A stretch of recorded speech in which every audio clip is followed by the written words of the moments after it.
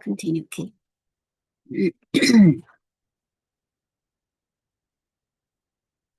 Pearson,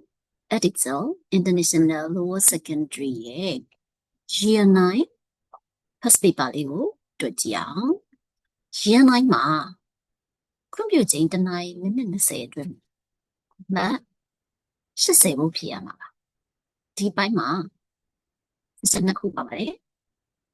ပထမတစ်ပိုင်းက section A section A မှာမေခွန်းပေါင်း15ပုဒ်ပါပါတယ်ပြီးရင်တော့ section B ပါ section A မေခွန်းပေါင်း15ပုဒ်မှာတမှတ်တန် question လေးတွေဖြစ်ပါတယ် right question တစ်ခုချင်းစီမှာ multiple choice question ဖြစ်တဲ့အတွက်ကြောင့်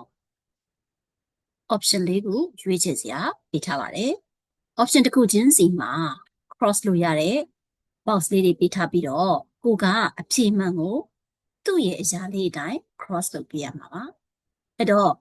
cross လုပ်တဲ့အခြေအနေမှာတကယ်လို့များကိုကပထမမေခွန်း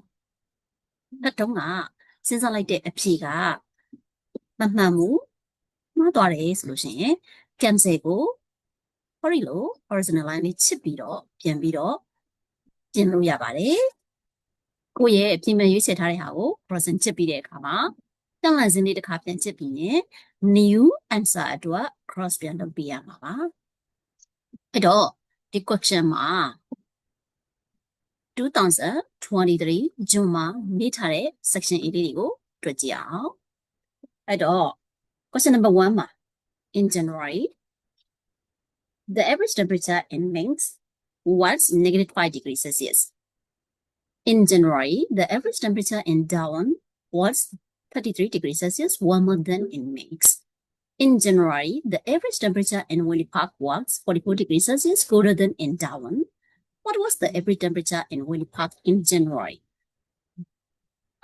ဒီမေကွန်လေးကတော့ directed number ကိုမေးထားတာပါကိုက warmer than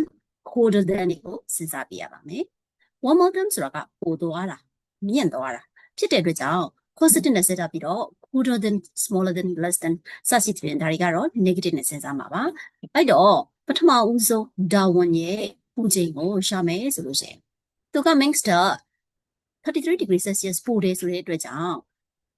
-5 warmer ဖြစ်တဲ့အတွက်ကြောင့် plus 33ဆိုပြီးတော့တွေ့ရပါမယ်အဲ့တော့ directed number တွေမှာလက္ခဏာမတူရင်နှုတ်ပါမယ်ကြီးတဲ့ထိကငယ်တာကိုနှုတ်ပါမယ်အဲ့တော့ကြီးတဲ့လက္ခဏာကိုယူမှာဖြစ်တဲ့အတွက်ကြောင့်28 degrees Celsius လို့ရပါလိမ့်မယ်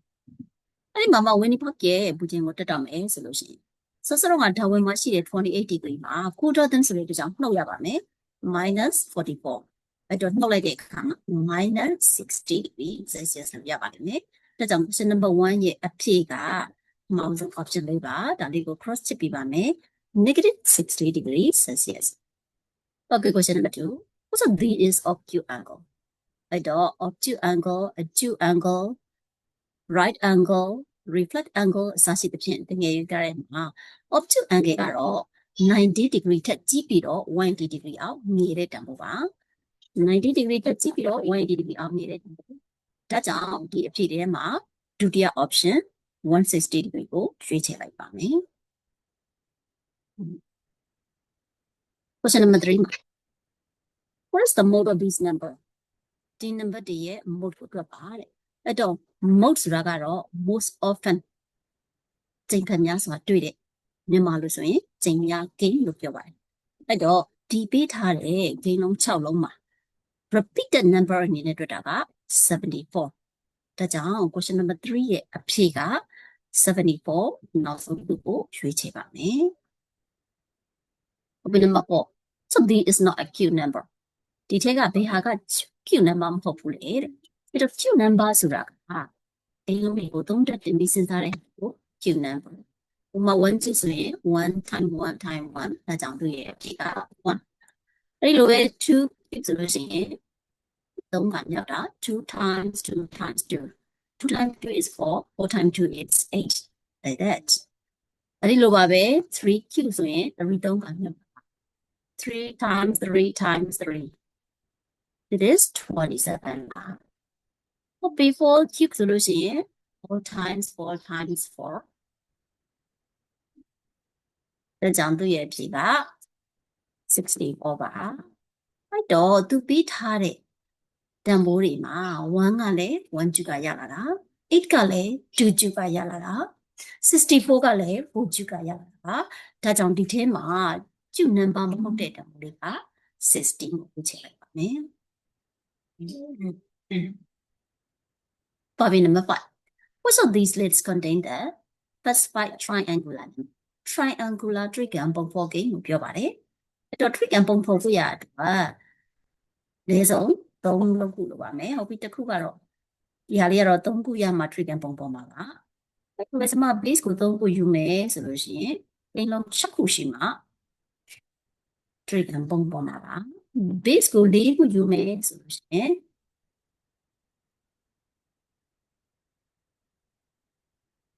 ဒါဆိုရင်တော့10ခုရှိမှပုံဖော်မှာပါအစရှိတဲ့ပြန်လိုက်ပြီးစဉ်းစားလိုက်တဲ့အခါမှာ trick and ပုံဖော်ကိန်းကတော့ဒုတိယ option လေးပါ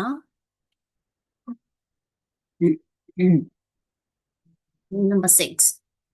A box contain 80 pens 36 pens are black 24 pens are red and the rest are green what is the ratio of green pen and black pen အဲ့တော့ရှာခိုင်းတာက ratio ဘယ်သူ့ရဲ့ ratio ကိုရှာမလို့ဆိုရင် green pen ရဲ့ black pen အဲ့တော့သူပေးထားတဲ့အထဲမှာ black pen ကတော့36လို့သိပြီးသားဒါပေမဲ့ green pen အနေနဲ့ကသူက the rest လို့ပြောတဲ့အတွက်ကြောင့်ကျွန်တော်တို့က green pen ရဲ့အရေးအတွက်ကိုရင်းရှာရပါမယ်တော့ green pen ရဲ့အရေးအတွက်ကိုသိချင်တယ်ဆိုရင်စုစုပေါင်းတွေကနေပြီးတော့စောစောတုန်းက black pen ရဲ့ red pen တွေကိုထုတ်ရမှာကြောင့် green pen ရဲ့အတွက်က20ဒါကြောင့် green pen က20 black pen က36 to simplify လောက်ပါ simplest form ကိုရှာပါဆိုတဲ့အတွက်ကြောင့်ဘာနဲ့စားလို့ပြတ်တော့ divisible by 4 the 4 times 5 is 20 4 times 9 is 36ဒါကြောင့်တို့ရဲ့အဖြေကဒုတိယ option လေးပါ 5 is to 9 copy number 7 number 7ကတော့ find the midpoint of the line which end 12, -3 and -8, 5အဲ့တော့ midpoint ရှာပါမယ် midpoint ကိုလို့ကြည့်ရင် x တန်ဖိုးနှစ်ခုကိုပေါင်းနဲ့စာ y တန်ဖိုးနှစ်ခုကိုပေါင်းနဲ့စာလို့ရပါတယ်အဲ့တော့ x တန်ဖိုးနှစ်ခုကိုပေါင်းမယ်ဆိုတော့12 plus -8 divided by 2, y တန်ဖိုးနှစ်ခုကိုပေါင်း-3 plus 5 divided by 2အဲ့တော့12 -8 it will be 4 divided by 2 is 2 -3 plus 5 is 2 2 divided by 2 it's 1ဒါကြောင့်ကျွန်မတို့ရဲ့အဖြေက option 1လေးပါ 2,1 Okay number 8 number 8က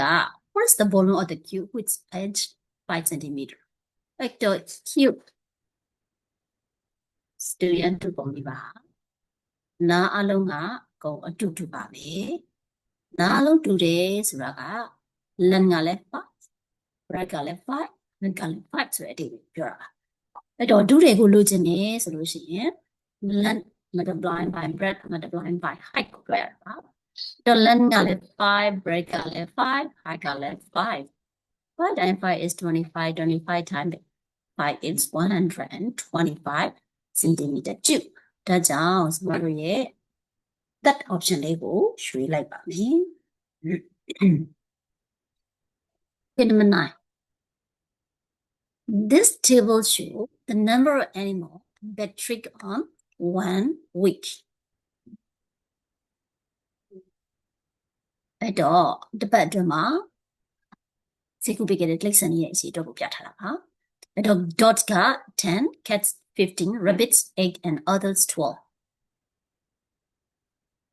ဒီပုံစံလေးမှာသူကပိုင်းချက်ကိုဆွဲရပါမယ်အဲ့တော့ပိုင်းချက်ကိုဆွဲပြီးဆိုလို့ရှိရင် circle တစ်ခုကိုယူပြီးတော့ဆွဲရတော့အဲ့တော့ circle တစ်ခုမှာ360 degree ရှိပါတယ်အဲ့တော့360 degree ကတစ်ခုချင်းစီမှာဘယ်လောက် degree ဆွဲမလဲလို့ပြန်တွက်ရအောင်အဲ့တော့တိရစ္ဆာန်အရေးအတွက်စုစုပေါင်းကိုရှင်းရှာလိုက်ပါမယ်10 plus 15 is 25 8 plus 12 is 20 that altogether is 45အဲ့တော့ဒုစင်းစားရမှာက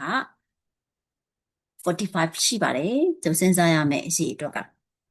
အဲ့တော့အဲ့ဒီ45ကို360 degree အတွင်းကိုဝင်အောင်ဘယ်လောက်စီဆွဲမလဲဘယ်လောက် degree စီယူနေစင်ပြမလဲလို့စဉ်းစားကြည့်ရအဲ့တော့ဒါကိုရဖို့ရအတွက် degree ဘယ်လောက်စီတိုင်းတာဘလို့ရမလဲလို့ဆိုတာသိဖို့ရအတွက်360ကို45နဲ့စလိုက်ပါ360ကို45နဲ့စလိုက်တော့8အဲ့တော့45 times 8က360ဒါဆို360ရဖို့ရအတွက်တစ်ခုချင်းစီကိုတို့ဘာနဲ့မြောက်ရင်ရပြီလို့ဆိုရင်8နဲ့မြောက်ရင်ရပါပြီ8 times 10 is 80 15 times 8 like that 8 times 8 like that 12 times 8ဒါမျိုးတွေစဉ်းစားရတော့အဲ့တော့အခုတို့သိချင်တာက what side angles should we draw for the sector representing dog ခွေးတစ်ကောင်က sector တစ်ခုကဘယ်လောက် degree ဆွဲရမလဲလို့သိချင်တာဖြစ်တဲ့အတွက်ကြောင့်ခွေးအတွက်ဒါကြောင့်10 times 8 80 degree နဲ့အတူတူပါပဲဒါကြောင့်တို့ရဲ့အဖြေက fourth option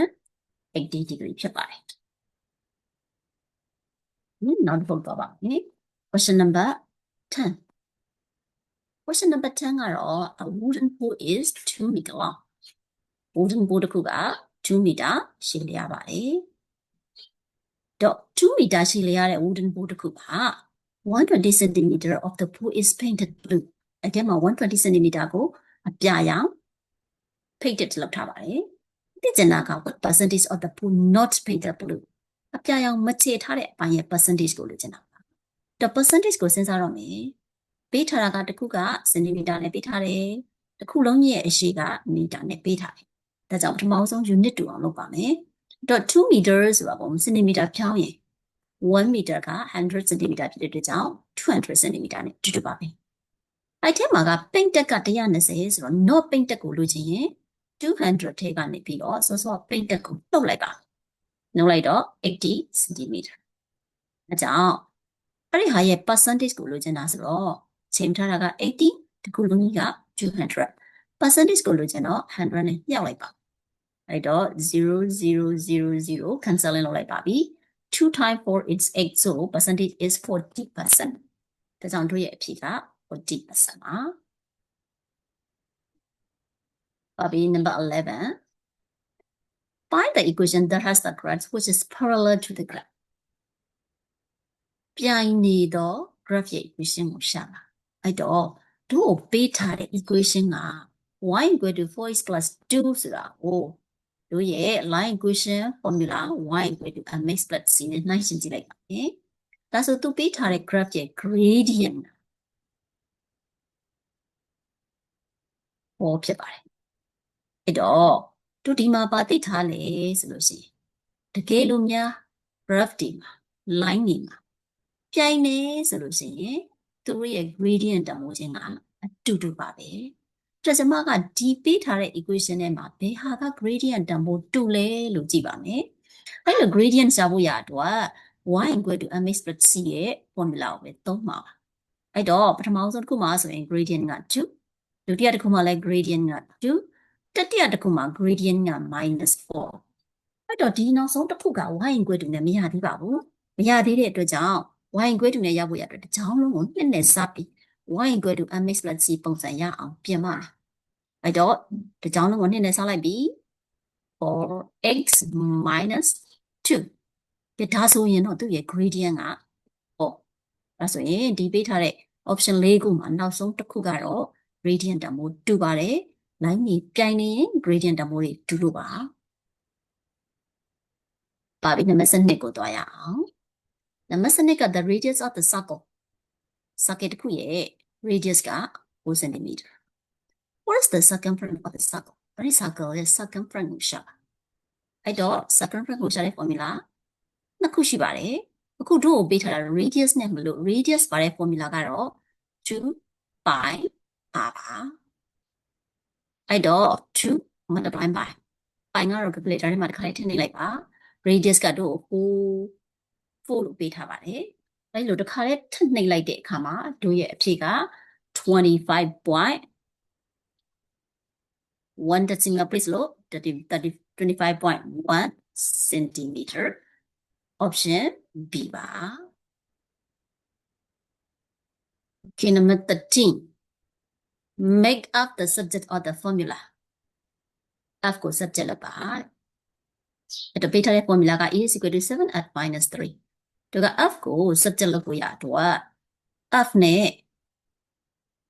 မဆိုင်တဲ့ဟာတွေအကုန်လုံးဟိုဘက်ကိုရွှေ့လိုက်ပါပထမတစ်ဆက်ကျွန်မ f လေးပဲကြာချင်တာမလို့မြောက်ထားတဲ့7ကိုရင်ရွှေ့ပါမယ်ရွှေ့တယ်ဆိုပြီးမဲ့ကျွန်မတို့ကတကယ်ကြတော့နှစ်ဖက်စလုံးကို7နဲ့စားတာပါအဲ7လေးမြောက်ပေါ်က1လေးပဲကြံကြတာမလို့နှစ်ဖက်စလုံးကို7နဲ့စားတာပါဒါ7နဲ့စားလိုက်လို့ရှိရင် e over 7 equal to ဒီဘက်ကို7နဲ့စားလိုက်တော့ f minus 3ထို့လိုချင်တာက f ပဲလိုချင်တာပါအဲ့တော့ကျွန်မဒီ minus 3လေးမလိုချင်ဘူးအဲ့ဒီ minus 3လေး0ဖြစ်ဖို့ရအတွက်နှစ်ဖက်စလုံးကို3ပေါင်းလိုက်ပါမယ်အဲ့တော့ e over 7 plus 3ဒီဘက်ကလည်း3ပေါင်းလိုက်တဲ့အခါမှာ0ဖြစ်သွားပါပြီ f ပဲကျန်ပါတော့တယ်ဒါပေမဲ့ဆရာမလိုချင်တဲ့ပုံစံဒီထဲမှာမပါသေးပါဘူးသူက common denominator 7ပဲလိုချင်တာပါဒါကြောင့်ဆရာမဒီမှာ common denominator 7ရအောင်ပြင်လိုက်ပါမယ်အဲ့တော့ e plus သူက1ပဲရှိတဲ့အတွက်ကြောင့်7နဲ့မြောက်လိုက်တော့21ဒါကဘယ်သူရသွားပြီလို့ဆိုရင် f ကိုရတော့ပါပြီဒါကြောင့်တို့ရခဲ့တဲ့အဖြေနဲ့တူညီတဲ့အဖြေကတော့ option 4ပါ f is equal to e plus 21 over 7 okay number 14 if a equal to negative 3 b equal to 0.5 and c equal to 32 find the value of ဆိုပြီးဒါလေးပေးထားပါလေအဲ့တော့သူပေးထားတဲ့တန်ဖိုးတွေကိုပေးထားတဲ့ their expression ထဲမှာအစားသွင်းပါမယ် a နေရာမှာ negative 3 negative 2 the whole cube minus square root of 4 times b is 0.5 c is 32 okay directed number negative လက္ခဏာတူတဲ့အတွက်ကြောင့်ပေါင်းပါမယ် negative 5 the whole cube minus square root of 0.5ဆိုတော့ဒီနေ့အပြင်1 over 2ပါ1 over 2 ခြေလိုက်ရင်2 36 times 2 is 64ဒါရှင်းတော့မယ် negative 3တက်က negative ငါ3တက်က 5 times 5 is 25 25 times is 125 minus root 64 is 8အဲ့တော့လက္ခဏာအတူတူပါပဲလက္ခဏာတူတဲ့အကြောင်းပေါင်းပါမယ်အဲ့လက္ခဏာပဲပြန်တက်ပါမယ်153ဒါကြောင့်ဒီ question ရဲ့ဖြေက first option negative 133 okay number 15 y is directly proportional to y it means y directly proportional to x တိုက်ရိုက်အချိုးကြတယ်လို့ပြောတဲ့အတွက်ကြောင့် y very x တို့က very နဲ့ရှည်တိုင်းညီမျှချင်းပြောင်းပါမယ်ညီမျှချင်းပြောင်းတိုင်း constant နဲ့မြှောက်လိုက်ပါမယ် y equal to kx ဒီညမှာရှိတဲ့ k ဆိုတာက constant တစ်ခုခုဖြစ်ပါလိမ့်မယ်လို့ပြောလိုက်တာအဲ့တော့အဲ့ဒီ k လေးရဲ့တန်ဖိုးရဖို့ရတယ်သူရဲ့ given ကနေပြန်စားသွင်းပါတကယ်လို့များ x က30 y က20 y 20ဖြစ်ရင် x 30လို့ပေးထားပါတယ်အဲ့ဒီကနေစမှ k ရှာပါမယ်အဲ့တော့ y 20 equal to k into x is 30တော့လိုချင်တာက k နှစ်ဖက်စလုံးက30နဲ့စာ2 over 3ဒါဆိုကျွန်မရဲ့သူ့ရဲ့ original နဲ့ပြန်ထည့်ပါမယ် y equal to 2 over 3x ဒါဆို equation ရပါပြီအဲ့ဒီ equation ကိုသုံးပြီးတော့ find the value of y ကိုရှာပါ 1x equal to 75 y ကိုရှာပါ 1x equal to 75အဲ့တော့ cancelling လုပ်ပါမယ်3 times 25 25 times 2 is 50ဒါကြောင့် y equal to 50လို့ရှာပါဒါကတော့2023 June ရဲ့ Year 9 first paper လေးကိုတွက်ပြခဲ့တာပါ